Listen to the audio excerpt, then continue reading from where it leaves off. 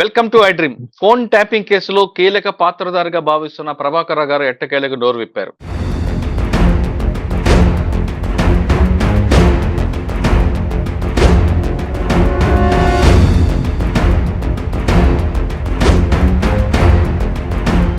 తాను కూడా బాధితుడిని అంటూ తను వాపోయారు.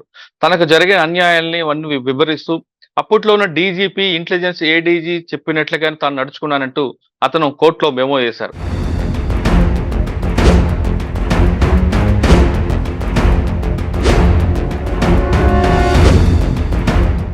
ఆ మెమో అంశంపైన ఇప్పుడు ప్రస్తుతం మనతో మాట్లాడడానికి స్కాట్లాండ్ నుండి రాజీవ్ రెడ్డి గారు ఉన్నారు.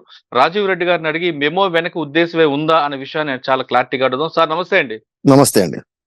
సార్ ప్రభాకర్ రావు గారు ఎట్టకేలకు మెమో వేశారు. అంటే గతంలో ఆయన అమెరికాలో ఉన్నారు, రకరకాలు చెప్పినా నేను చెప్పే వెళ్ళిపోయాను, చెప్పకుండా వెళ్ళలేదు. వెళ్తున్నప్పుడు కమిషనర్‌కి వాళ్ళకి చెప్పాను. నన్ను ఎవరికి సహకరిస్తానంటూ చెప్తూనే ఆయన మెమోలో చాలా క్లారిటీగా వేశారు. నేను నల్గొండలో ఎస్పీగా పనిచేస్తున్నప్పుడు తనకు జరిగిన అన్యాయం, తనకు కొంతకాలం అప్పట్లో సీఎం కేసీఆర్ ఏ విధంగా పక్కన పెట్టారు.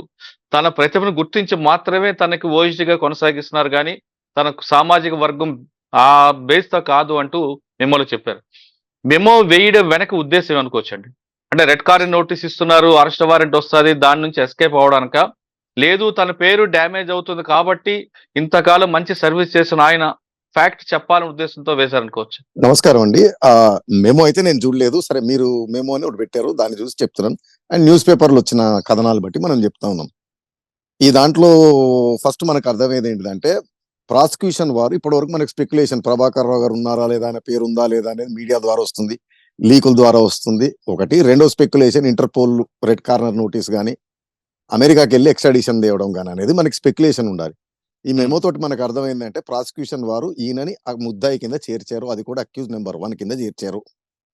నెంబర్ 2, రెడ్ కార్నర్ నోటీస్ కి ఎక్స్ట్రాడిషన్ కి అడుగులు వేస్తున్నట్టు. అంటే ఈ మెమో ఎందుకు వేసాడంటే, ప్రాసిక్యూషన్ వారు అరెస్ట్ వారెంట్ కోసం మేజిస్ట్రేట్, అంటే రెడ్ కార్నర్ నోటీస్ కి ప్రీ రిక్విజిట్, ఎక్స్ట్రాడిషన్ కి ప్రీ రిక్విజిట్ ఏంటంటే వారెంట్ బై కాంపిటెంట్ కోర్టు ఉండాలి అక్కడ అరెస్ట్ చేయాలంటే. అందుకని ప్రాసిక్యూషన్ వారు అరెస్ట్ వారెంట్ కోసం పిటిషన్ వేశారు. ఈ నేసిన మెమోకి వస్తే అరెస్ట్ వారెంట్లకి, మెమోలు, అక్యూజ్డ్ కి ఆడియన్స్ ఉండదండి, రైట్ ఉండదు. వారెంట్ ఇవ్వాలా వద్దా ఇవన్నీ ఏంటిదంటే కోర్టుకి ప్రాసిక్యూషన్ కి మధ్యలో, వీరికి అక్కడ రైట్ ఉండదు చెప్పుకునేది. కాకపోతే ఆయన ఏదో తీసుకొచ్చి మెమోలు వేయచ్చు, మేజిస్ట్రేట్లు జడ్జిలు కన్సిడర్ చేస్తారు కానీ వారికి రైట్ ఉండదు. It is always between the court and the prosecution agency. తప్పిస్తే వీరికి రైట్ ఉండదు. సో నాకు అర్థమైంది ఈయన వేసేది ఏంటిదంటే, ఆయన ఎక్కడ డీజీపీ గారి ఆజ్ఞలతోటి, ఇంటెలిజెన్స్ చీఫ్ ఆజ్ఞలతోటి చేశానని చెప్పట్లేదు. I worked under supervision. అవును, వారి సూపర్విజన్ కింద పనిచేశానంటున్నారు. నేను ఇంతకుముందు కూడా చెప్తున్నాను, మీరు మీ అథారిటీని, మీ పవర్స్ ని ఎక్సీడ్ చేయడం కూడా నేరం. వారి కింద పనిచేసిన వారిని మిస్లీడ్ చేసి ఉండొచ్చు, లేదా వారికి ఇన్ఫార్మ్ చేసి ఉండకపోవచ్చు. ఇప్పుడు మీకు క్లాసిక్ ఎగ్జాంపుల్ రఘురామ కృష్ణరాజు గారు, మన సిబిఐ మాజీ డైరెక్టర్ లక్ష్మీనారాయణ గారి కేసేనండి. ఆ కేసులో ఏం జరిగిందంటే, నాగోలో ఏదో police station, Nacharam police station లో ఆయనకు ఇన్స్పెక్టర్ పరిచయం ఉంటే ఒక ఫోన్ నెంబర్ ఇచ్చి నాకు దీని డీటెయిల్స్ కావాలని చెప్పాడు. ఆ ఇన్స్పెక్టర్ పోయి ఏదో డెకైటీ కేసు జరిగితే ఆ కేసులో అనుమానితుల ఫోన్ నెంబర్ లిస్ట్ తో పాటు ఇది కూడా పెట్టేసి రిక్విజేషన్ పెట్టాడు, కాల్ డీటెయిల్స్ కావాలని. సో అక్కడ ఇదంతా ఏంటిదంటే ఆయన వచ్చి ఆయన వివరణ ఇచ్చి ఇన్వెస్టిగేషన్ ముందుకు పోతేనే అర్థమయ్యేది. రెండో కోణం, ఈయన పరిగెత్తుకుంటూ వచ్చి ఇప్పుడు ఈ మెమో వేయటము ఇదన్నీ, దాని అర్థం ఏంటిదంటే ఆయన కొద్దిగా భయపడుతున్నాడు, ఈ రెడ్ కార్నర్ నోటీస్ ఎక్స్ట్రాడిషన్ మొదలు పెడతారేమో. దానికి కూడా కారణం ఏంటిదంటే, ఎక్స్ట్రాడిషన్ అంటూ మొదలుపెట్టి రెడ్ కార్నర్ ఇచ్చిన తర్వాత అమెరికాలో దాన్ని ఈయన ఫైట్ చేయాలంటే తడిసి మోపిడి అవుతుంది. అది సామాన్య ప్రజలు ఎవరు భరించడం కష్టం అనమాట. అంటే మనకి చెప్తానండి, మనం తప్పులు చేసి పాపాలు చేసి సక్సెస్ అనుకుంటాం, మన ప్రజలు కూడా చాలా అనుకుంటారు. బ్యాంకులకు ఎగవేసిన వాళ్ళు, స్కాములు చేసిన వాళ్ళు ఎంతో సంపాదించారు అనుకుంటారు. అదంతా భ్రమ.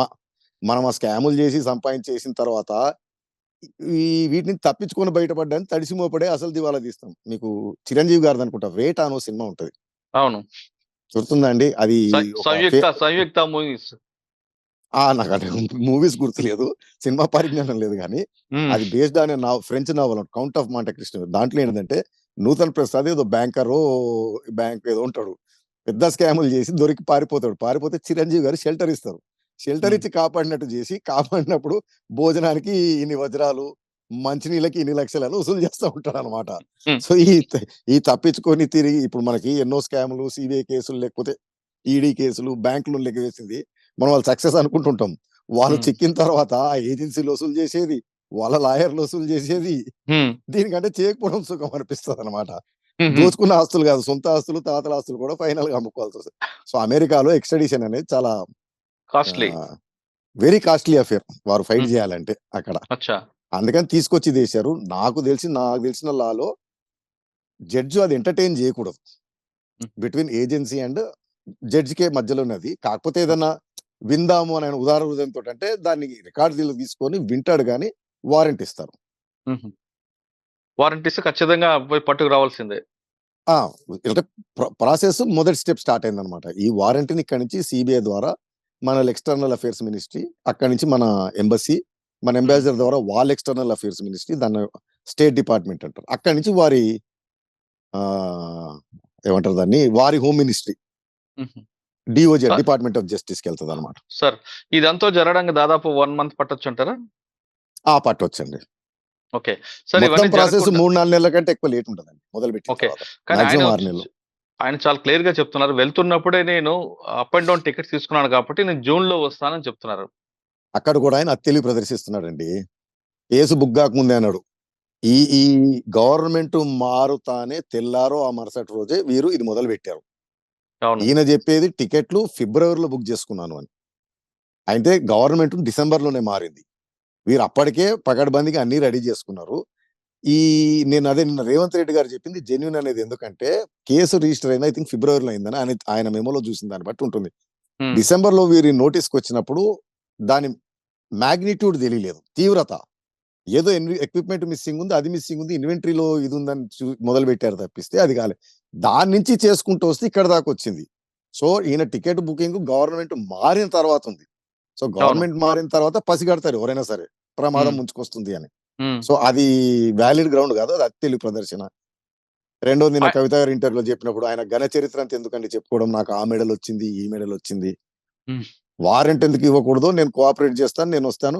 ఆ మెమో ఏసినప్పుడు ఆయన అంత సచ్చీలుడైతే ఆయన పలానా డేటు, పలానా టైంకి నేనొచ్చి చెప్పారు. ఆయనేదో మెయిల్ ఐడీ, ఫోను నంబర్ ఇచ్చి నేను కాంటాక్ట్‌లో ఉన్నానంటే కుదరదండి ఇన్వెస్టిగేషన్‌కి.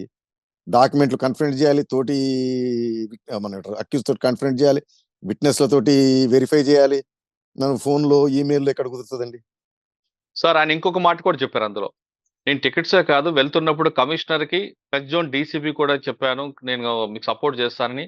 వాళ్ళెవరు దాన్ని పట్టించుకోకుండా నా మీద కేసును ప్రోబ్ చేసుకుంటూ వస్తున్నారంటున్నారు. లేదు. ఆయన వెళ్తున్నప్పుడు చెప్పలేదు. ఆయన అనేదంటే కేస్ బుక్ అయిన తర్వాత కాస్త ఆళ్ళ అబ్బాయి నిశాంత్ రావు ఏదో పేరు చెప్పాడు. ప్రెషర్ తీసుకొచ్చినట్టున్నారు. అప్పుడు హ్మ్. ఆయన అమెరికా నుంచి వాళ్ళ కాంటాక్ట్‌లోకొచ్చాడు. అవును. Via phone and email. వచ్చి మా కుటుంబ సభ్యుల్ని మీరు ఒత్తిడి తేకండి. నేను కోఆపరేట్ జేస్తాను. నేను చేస్తానని చెప్పి అది చెప్పాడు తప్పిస్తే వెళ్ళక ముందు పర్మిషన్‌లు సరే వెళ్ళక అవేవి ముందు ఆయన కాదండి. సరే వెళ్ళిన తర్వాతనే ఫోను చేశానని చెప్తున్నారు. మరి ఫోను చేసినప్పుడు సేమ్ డిపార్ట్‌మెంట్ వ్యక్తి గదా! కొంచెం కన్సిడర్ చేయొచ్చు కదా! వీళ్ళు కూడా. అట్లా గాదండి. ఇప్పుడు మీరు ఆ మెమో చదివితేనే అర్థం. అతని క్రెడెన్షియల్స్ డౌట్‌ఫుల్ ఉన్నాయి. ఆయనలో జెన్యూనిటీ ఓహో! కనపడతలేదు. ఇప్పుడు మనకు రైట్. అప్పిచ్చేవాడు ఉంటాడండి. అప్పిచ్చే జెన్యూనిటీ మీకు తెలిసిపోతది. హుహు. ఈడు 4 రోజులు ఫోన్ ఎత్తాడు. మన బీపీ పెరిగి సీరియస్ అయితామన్నప్పుడు ఆరో రోజు ఎత్తాడు. ఆ! ఎత్తి వచ్చే వారం అంటాడు. మళ్ళీ హ్మ్. ఆ వచ్చే వారం ఇచ్చిన డే నుంచి మళ్ళీ ఒక 5 రోజులు ఫోన్ ఎత్తాడు. మళ్ళా బీపీ పెరుగుతున్నప్పుడు ఫోన్ ఎత్తాడు. అట్లా దాటేస్తూ వచ్చే వారం నుంచి వచ్చే నెల నుంచి వచ్చే సంవత్సరం పోతానమాట. ఆ! ఆయన ఫోన్‌లోకి ఇదంతా ఏందంటే ఆయన ఊరికే స్కిన్‌ని సేవ్ చేసుకోవడానికి తప్పిస్తే జెన్యూనిటీ. రెండోది ఇప్పుడు అంటే క్యాన్సర్ ట్రీట్‌మెంట్‌లో ఆ! చెప్పండి. చెప్పండి. ఏజెన్సీకి సపోర్ట్ చేద్దామని కాదు. మీరన్నట్లుగా దానికి టైమ్ ప్రొలాంగ్ చేసుకుంటూ వెళ్ళడానికి. టైమ్ ప్రొలాంగ్ చేసుకొని డైల్యూట్ జేయడానికి. అయితే నేను హ్మ్. జెప్పేదదే. కర్మని మనం పుష్ జేయొచ్చు దాన్ని. కర్మని తప్పించుకోలేము. హుహు. అయితే ఇప్పుడు క్యాన్సర్ ట్రీట్‌మెంట్ అది భారతదేశం లేక్ గాదండి. 1950, 1960 భారతదేశం గాదండి. అమెరికాకి పోయి ట్రీట్‌మెంట్ ఇప్పుడు విదేశాల నుంచే హైదరాబాద్‌కొస్తున్నారు. అవును. అక్కడ కాస్ట్‌లీ ఉందని మరి. కాస్ట్‌లీయే గాదండి. మన దగ్గర మంచి ట్రీట్‌మెంట్ ఈక్వల్‌గా వచ్చింది ఆన్ పార్. ఆయన గ్లోబలైజేషన్ అయిపోయిందండి. ఆయన ఇప్పుడు కాదండి. చాలా దాదాపు 10 సంవత్సరాల నుంచి క్యాన్సర్ పేషెంట్. ఈస్ట్ జోన్ డీసీపీగా ఉన్నప్పటి నుంచి ఉంది. అప్పటి నుంచి కూడా ట్రీట్‌మెంట్ తీసుకుంటున్నారు. అపోలో హాస్పిటల్‌లో ఆయనకి ఒక డాక్టర్ ఉన్నారు. అక్కడే ట్రీట్‌మెంట్ తీసుకుంటారు. మరి ఇప్పుడు కొత్తగా మరి అక్కడికి ఎందుకు వెళ్లారన్నది కొంచెం ఆలోచించాలి. అదేనండి అంటే బెటర్ పన్ బెటర్ ట్రీట్‌మెంట్ కోసం వెళ్లారేమో.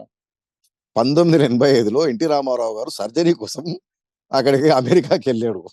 దాని తర్వాత ఎవరు వెళ్ళట్లేదు చూడండి. మనకి ఎయిమ్స్, అపోలో అంటే స్పెషల్ క్యాన్సర్‌లో కూడా స్పెషలైజేషన్ అయిపోయింది. అవును. విదేశాల నుంచి మన దగ్గరకొస్తున్నారు ఇప్పుడు. హ్మ్. అంటే అప్పుడు ట్రీట్‌మెంట్ ఆన్ పార్ ఉంది. చౌకగా అవుతుందని. అవునండి. కాబట్టి అది అది అంత జెన్యూన్ రీజన్‌లా కనపడట్లేదు. ఇప్పుడు ఫైనల్‌గా ఏం చెప్తారండి? ఆయన వచ్చి రావాలంటారా? లేదు వీళ్ళు ఏజెన్సీ ద్వారా వెళ్లి తీసుకురావడం బెటర్ అంటారా? ఆ సేమ్ ఆయన గనక వచ్చి ఆయనంతట ఆయనంటే నేననేది మన కర్మ బాలేనప్పుడు మనం వంగి దాన్ని మనం అబ్జర్వ్ చేసుకోవాలి. చేసుకుంటే ఒక రోజు అది పోతది బాగుపడి. దాన్ని హ్మ్. మనం రెసిస్ట్ చేసి నెట్టుతా ఉంటే అది మెడకి, కాలికి, ఎలికి అన్నిటికి చుట్టుకొని ఆయన వచ్చాడనుకోండి మిగతా వాళ్ళకి బెయిల్ ఆస్కారం ఉంటది. ఈయనకు కూడా నెలో, 2 నెలలో, 3 నెలలకో బెయిల్ వచ్చి తీరుతది. ఎల్లకాలం పెట్టుకోలేరు గదండీ! అవును. వచ్చి తీరుతది. ఇప్పుడు ఈ జిమ్మికులు, మ్యాజిక్కులు చేసి రెసిస్ట్ చేసి తప్పించుకుంటా ఉంటే ఎప్పటికి బెయిల్ రాకుండా ఇబ్బంది అ పడతాడు. సార్ ఆయన మెమోలో ఇంకో మాట కూడా చెప్పారు. నేను డీజీ, అడిషనల్ డీజీ వాళ్ళ సూపర్విజన్‌లో పనిచేస్తానని. ఇక్కడికొచ్చిన తర్వాత అదే స్టేట్‌మెంట్ ఇస్తే అప్పట్లోనే డీజీపీకి గాని, అడిషనల్ డీజీకి గాని ఇది చుట్టుకునే అవకాశం ఉంటదంటారా?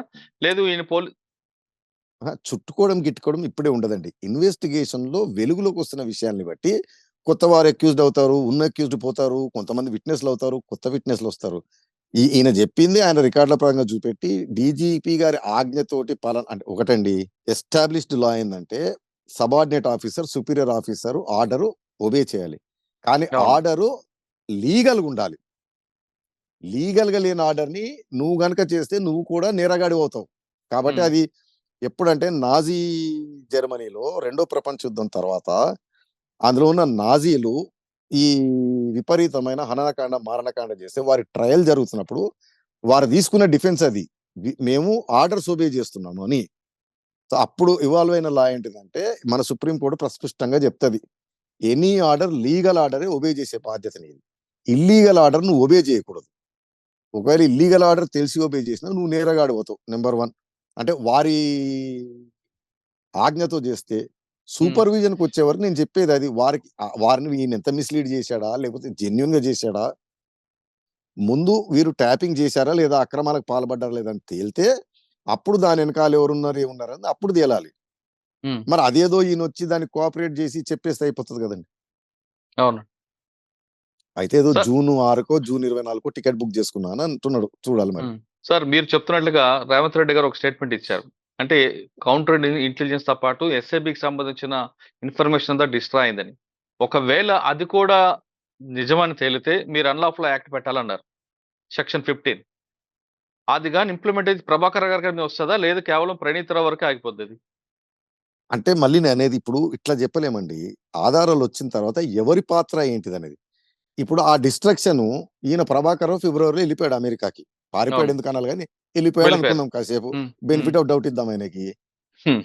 కానీ డిసెంబర్‌లోనే డిస్ట్రక్షన్ జరిగింది. సో, ఈయనకు తెలిసి జరిగిందా? ఈయన ఆజ్ఞతో జరిగిందా? లేకపోతే వీరు వారు కుమ్మక్కయ్యి ఆలోచించి చేద్దాం అనుకోని చేశారా? లేకపోతే ఈయనకు తెలియకుండానే ఆయన చేసాడా అనేది ఈయన వస్తే ఇవన్నీ బయటకొచ్చేది. హ్మ్. అంతేగాని యూఏపీఏ యాక్ట్ పెట్టంగానే నేను అందరూ మీద పెట్టమని గాదు. హ్మ్. దాన్ని తీసి ఆ పాత్రలో చేసిన వారెవరు? చేపిచ్చిన వారెవరు? కన్సెంట్ ఇచ్చిన వారెవరు? కనుసన్నల్లో ఎవరి కనుసన్నల్లో జరిగింది? హ్మ్. ఇవన్నీ. అచ్చా! ఇవొచ్చిన తర్వాతే ఇండివిడ్యుయల్‌గా డిసైడ్ అవుతది. ఎవరు అంటే ఏంటిదని. ప్రభాకర్ రావు గారు ఇండియా వచ్చే వరకు ఆ కేసులో ఉన్న నలుగురు కూడా బెయిల్ రాదు. చాలా కష్టమండి. ఎందుకంటే దానికి 2 కారణాలు. జనరల్‌గా తోటి అక్యూజ్డ్ అబ్స్కాండింగ్ ఉండంగా ఇవ్వరు బెయిల్ జనరల్‌గా. హ్మ్. అన్‌లెస్ కంపెలింగ్ గ్రౌండ్స్ ఉంటే తప్పిస్తే. ఎందుకు అంటే అతను వచ్చేంత వరకు ఇన్వెస్టిగేషన్ అనేది కంప్లీట్ జేయలేరు. హ్మ్. ఇన్వెస్టిగేషన్ పెండింగ్ ఉన్నంత సేపు ఇతను బయటికి పోతే ఇప్పుడు ఇన్వెస్టిగేషన్ క్లోజ్ అయిపోయిందనుకోండి. అన్ని రికార్డులు కోర్టు సమక్షంలో ఏసేసారనుకోండి. అవును. Chance of tampering the evidence లేకపోతే సాక్షుల్ని ప్రభావితం చేయడం అనేది తగ్గిపోతది. అవును. ఇది పెండింగ్ ఉన్నంత కాలం అయితే ఆ ఛాన్స్ ఉంటది కదండీ! ఉంటది. కాబట్టి అంత ఈజీగా బెయిల్ రాదు మిగతా వాళ్ళకి. అచ్చా! ఫైనల్‌గా చెప్తున్నారు రాజీవ్ రెడ్డి గారు. ప్రభాకర్ గారు తొందరగా వచ్చి ఈ కేసు గురించి మాట్లాడితే ఒక్క నిమిషం, ఒక్క నిమిషం. ఆ! ఇది కంక్లూడ్ చేసే ముందు ఇంకొక 2 చేద్దామని. మనం నిన్న చేసిన ఇంటర్వ్యూలో ఓకే. ఒక లా స్టూడెంట్ పెట్టాడు. అందుకని నేను రిప్లై ఇద్దామనుకున్నా. ఆయన హుహు. ఏమని పెట్టాడంటే, యాస్ ఎ లా స్టూడెంట్ నేను చెప్తున్నాను. ఢిల్లీ లిక్కర్ స్కామ్‌లో వ్యాపారం జరగలేదు. వీళ్ళు ధనం ఆర్జించలేదు కాబట్టి, హ్మ్. ఇది కేసే లేదు. కేసు కాదని ఒకటి పెట్టాడు. రెండోది వాట్సాప్ చాట్‌లతోటే కేసు ఎలా చేస్తారు అని చెప్తారు. అంటే ఆయన లా స్టూడెంట్ కాబట్టి చెప్తున్నాను నేను. హ్మ్. నేను నిన్న వరకు మాట్లాడుతుంది ప్రైమా ఫేసి కేసు బెయిల్ వరకే మాట్లాడుతున్నాం. ట్రయల్‌కి పోలేదు. వ్యాపారం జరిగిందా లేదా, కోట్లు వచ్చినాయా, నష్టం వచ్చిందా అనేది మనం డిస్కషన్ లోకి రాలేదు. కాబట్టి ఉమ్, ఆయన దాన్ని ఏమంటారు, జంపింగ్ ద గన్ అంటారు అనమాట. ఉమ్, తొందరపడి ముందుకెళ్ళిపోతున్నాడు సోదరుడు. ఉమ్, రెండో ఆస్పెక్ట్, చట్టంలో మీకు లాభం వచ్చింది, వ్యాపారం చేశారనే సంబంధం లేదు. ఢిల్లీ లిక్కర్ పాలసీలో కిక్ బ్యాక్లు తీసుకొని అనాయుత లాభం చేయడం కోసము రూల్స్ ని మార్చారు. అలిగేషన్, దానికి కిక్ బ్యాక్స్ వచ్చినాయి. నేను మీ ఇంట్లో దోపిడీ చేయడానికి వచ్చానండి. ఉమ్, మీరు ఎదురుపడంగానే మిమ్మల్ని వాయించి పారేశాను, కట్టేశాను. ఉమ్, వెతికితే నాకేం దొరకలేదు. ఉమ్. అదిగో ఏం దొరకలేదు, నేరం జరగలేదు అంటే కుదరదు. కట్టారు కదా. అంటే మళ్ళీ దీనికి ఏదో ఈ ఎగ్జాంపుల్ సూట్ కాదు, కొట్టారు కదా అంటారు. ఇప్పుడు అదే నేను చెప్పేది. ఉమ్, ప్రభుత్వంలో ఉన్న వ్యక్తులకి డబ్బులు ముట్టడము, దాంతోటి ఎక్సైజ్ పాలసీ ఒరిజినల్ రూపం ఏదుందో అది తారుమారు కావటము, ఆ తారుమారు జరగడం తోటి ఉమ్, ప్రభుత్వ ఖజానాకి నష్టం జరగడము, వీరికి జరగడం. సరే మీరు అందుకే ఆయన సోదరుడు చెప్తున్న Sharath Chandra Reddy bail dismissal order చదవమని జడ్జిమెంట్. శరత్ చంద్రారెడ్డి అదే ప్లీ తీసుకున్నాడు, మా వ్యాపారంలో నష్టం వచ్చింది అని. అది వాస్తవం, అందరికి తెలుసు. ఢిల్లీలో కవిత గారికి విపరీతమైన నష్టం వచ్చింది ఆ వ్యాపారం. దాని వేరే కారణాలు ఉన్నాయి, మళ్ళీ ఎప్పుడైనా పెట్టుకొని ఆ, చెప్తాం.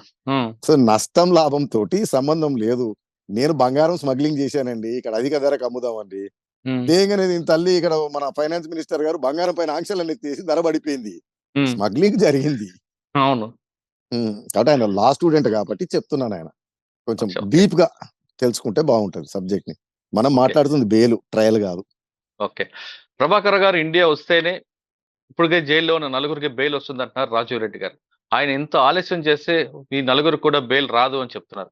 తన నిజాయితీ నిరూపించుకోవాలంటే మెమో ద్వారా కాదు, ఆయన నేరుగా వచ్చి ఏజెన్సీకి సపోర్ట్ చేసి ఈ కేసు కంక్లూడ్ వస్తుందంటూ రాజీవ్ రెడ్డి గారు చెప్తున్నారు. ఇది ప్రభాకర్ గారు మెమో మీద రాజీవ్ రెడ్డి గారితో ఈ విశ్లేషణ. మరో అంశాలు మళ్ళీ కలుద్దాం. అంతవరకు నమస్తే sir. Thank you very much sir. నమస్తే.